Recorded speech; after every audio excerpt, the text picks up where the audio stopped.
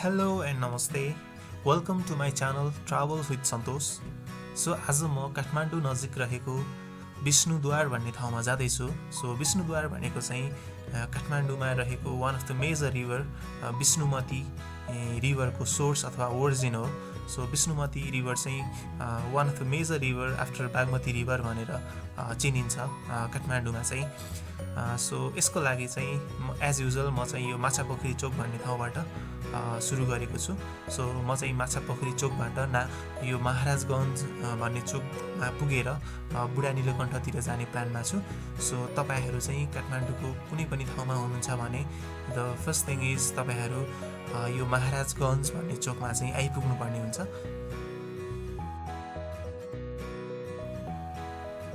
So हामी यो महाराजगञ्ज चोक भन्ने ठाउँमा आइपुगेका छौँ. सो जुन यो अगाडि देख्न सकिन्छ. सो हामी चाहिँ आज अलिकति ढिला भएर दिउँसोको 2 बजिसकेको छ र विष्णुद्वार चाहिँ अलिकति छोटो समयमा पनि गएर आउन मिल्ने तरिका भएको हुनाले चाहिँ हामीले हाम्रो हाइक चाहिँ हाम्रो जर्नी चाहिँ त्यस्तै दिउँसोको 2 बजीतिर सुरु गरेका थियौँ. सो यो महाराजगञ्ज चोकबाट चाहिँ हामी सिधै यता बुढा नीलकण्ठ भन्ने साइडतिर गएका छौँ र तपाईँहरू त्यस्तै 10-15 मिनट जति अगाडि जानुभयो भने एउटा गेट भेट्नुहुन्छ जुन यो गेट चाहिँ बुढा नीलकण्ठ मन्दिर जाने गेट हो. तपाईँहरू यदि कन्फ्युज हुनुहुन्छ भने त्यहाँको मान्छेलाई पनि सोद्धा हुन्छ. सो महाराजगञ्ज चोकदेखि चाहिँ यो ठाउँमा आउनलाई चाहिँ हामीलाई त्यस्तै 15 मिनट जति चाहिँ लाग्यो.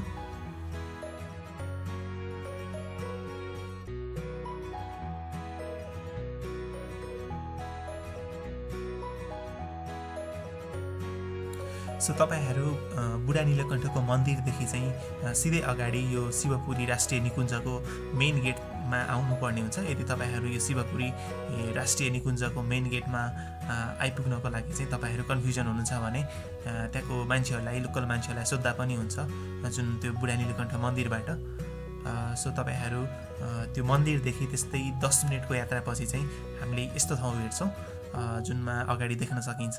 मेरो सिधै अगाडि देख्नुभयो भने चाहिँ तपाईँहरूले यो शिवपुरी राष्ट्रिय निकुञ्जको मेन गेट देख्न सक्नुहुन्छ भने चाहिँ यता यो लेफ्टतिर जाने एउटा बाटो पनि छ. तल एउटा सानो झरना जस्तो पनि देख्न सकिन्छ. सो हामी विष्णुद्वार जानको लागि चाहिँ तपाईहरू यो मेन गेटबाट छिरेर पनि जान सक्नुहुन्छ. तर म चाहिँ यो मेन गेटबाट नगएर हामी यो लेफ्ट साइडतिरको बाटो चाहिँ जाँदैछौँ किनकि यो बाटो चाहिँ अलिकति सर्टकट पनि रहेछ. यहाँको लोकल मान्छेहरू हिँड्ने बाटो पनि रहेछ. सो हामीलाई टाइम पनि अलिकति थोरै भएको कारणले गर्दाखेरि हामी यो बाटो जाँदैछौँ. तर तपाईँहरूले चाहिँ मेन गेटबाट गएर नै फर्किँदा राम्रो हुन्छ अलिकति टाइम छ भने चाहिँ. सो फ्यु मिनट हिँडेपछि चाहिँ तपाईँहरूले यस्तो बाटो भेट्नुहुन्छ. अनि यो जुन राइट साइडमा देखिएको बाटो छ जुन माथि चढ्ने बाटो छ. सो तपाईँहरू चाहिँ यो बाटो चढेर सिधै माथि जान सक्नुहुन्छ विष्णुद्वारको लागि. सो यदि तपाईँहरू बागद्वार अथवा नागी गुम्बा जाने प्लानमा हुनुहुन्छ भने चाहिँ तपाईँहरू त शिवपुरीको मेन गेटबाटै जाँदा हुन्छ. तर हामी यो विष्णुद्वारको लागि चाहिँ फेरि लेफ्टतिर आउनुपर्ने हुनाले चाहिँ हामी यताको बाटो जाँदैछौँ. सो तपाईँहरू त्यस्तै त्यो जुन ठाउँबाट चाहिँ आधी घन्टा जति अगाडि उकालो चढ्नुभयो भने चाहिँ तपाईँहरूले यस्तो बाटो भेट्न सक्नुहुन्छ. सो यो बाटोमा चाहिँ यो चाहिँ गाडी हिँड्ने बाटो नै रहेछ. सो यदि तपाईँहरू त्यो शिवपुरीको मेन गेटबाट छिर्नुभएको भए चाहिँ माथि पुगेर फेरि लेफ्टतिर फर्केर यो बाटो आउनुपर्ने हुन्थ्यो. यहाँबाट सिधै अगाडि गयो भने चाहिँ नागी गुम्बा अथवा बागद्वारतिर जाने बाटो छ भने चाहिँ हामी यो लेफ्ट साइड विष्णुद्वार जाने रिजनले गर्दाखेरि चाहिँ हामी यताबाट आयौँ र यताबाट आउँदाखेरि धेरै सर्टकट पनि पर्छ. सो तपाईँहरूलाई चाहिँ टाइम छ भने चाहिँ तपाईँहरू मेन गेटबाट आएर नै माथि पुगेर फेरि लेफ्टको बाटो आएर यो ठाउँमा आएर विष्णुद्वार जान सक्नुहुन्छ.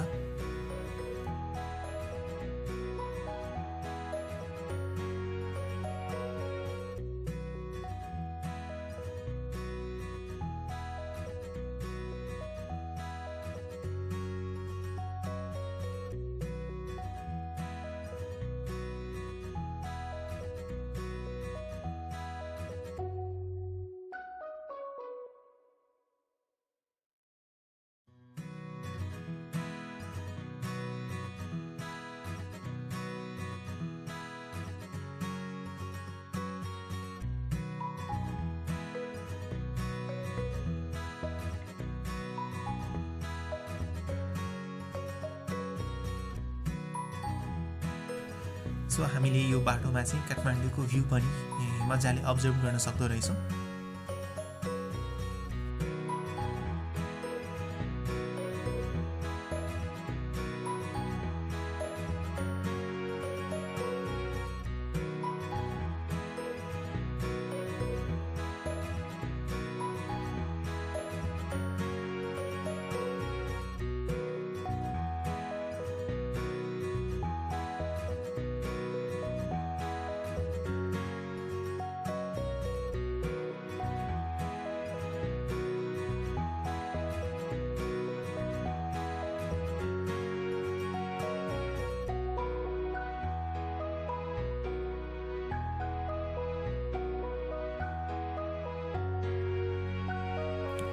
सो हामीले यो मोटर बाटो भेटेको 1 घण्टापछि चाहिँ हामी यो ठाउँमा आइपुगेका छौँ।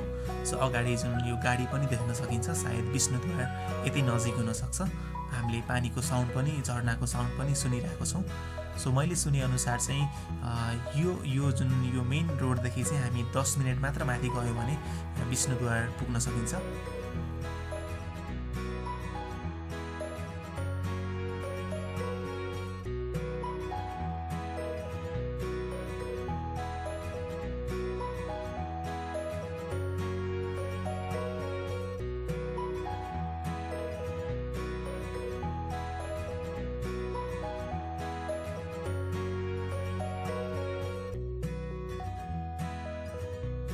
सो तपाईहरू यस्तै 5 मिनट जति माथि जानुभयो भने यो मेन रोडदेखि चाहिँ यो राइट साइडतिर जाने सानो बाटो हुन्छ। तपाईहरू सिधै अगाडि चाहिँ नजानु, फेरि धेरै माथि जाने बाटो पनि रहेछ। सो तपाईहरू कन्फ्युज नभइकन जुन यो मेन रोडदेखि चाहिँ 5 मिनट जति माथि चढ्नुभयो भने यो राइट साइड जाने बाटो छ। सो यो राइट साइडको बाटो समात्नु भयो भने चाहिँ तपाईहरूलाई विष्णुद्वार पुग्नलाई त्यस्तै 2-3 मिनट लाग्छ होला यो ठाउँदेखि चाहिँ।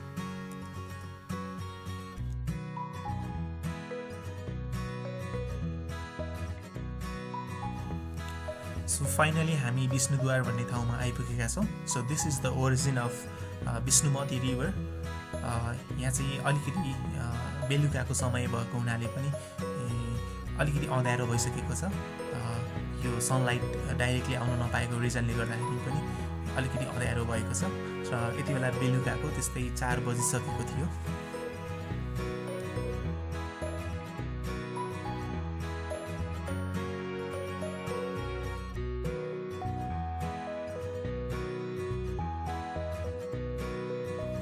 सो विष्णुद्वार सँगसँगै तपाईहरूले विष्णु भगवानको एउटा मन्दिर पनि भेट्न सक्नुहुन्छ, जुन चाहिँ अगाडि देख्न सक्नुहुन्छ।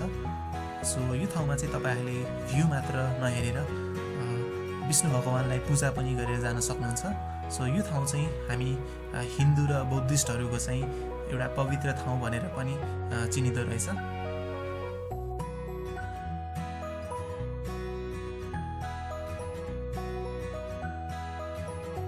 आज हामी विष्णुमती नदीको उद्गम स्थान विष्णुद्वारमा आइरहेका छौँ। यो अत्यन्तै रमणीय ठाउँ छ। जुन विष्णुद्वार हो, यो विष्णुद्वारबाट यो जुन विष्णुमती नदी काठमाडौँमा बगिरहेको छ, काठमाडौँ हुँदै तल गइरहेको छ, त्यो विष्णुमती नदीको मुख्य उद्गम स्थानमा आइरहेका छौँ। यो अत्यन्तै रमणीय ठाउँ छ। त्यो रमणीय ठाउँ मिल्छ भने सम्पूर्ण नेपालीहरूलाई यो ठाउँ भेट्नको निम्ति, यो ठाउँ भिजिट गर्नको निम्ति म अनुरोध गर्न चाहन्छु। धन्यवाद। थ्याङ्क यू दाइ।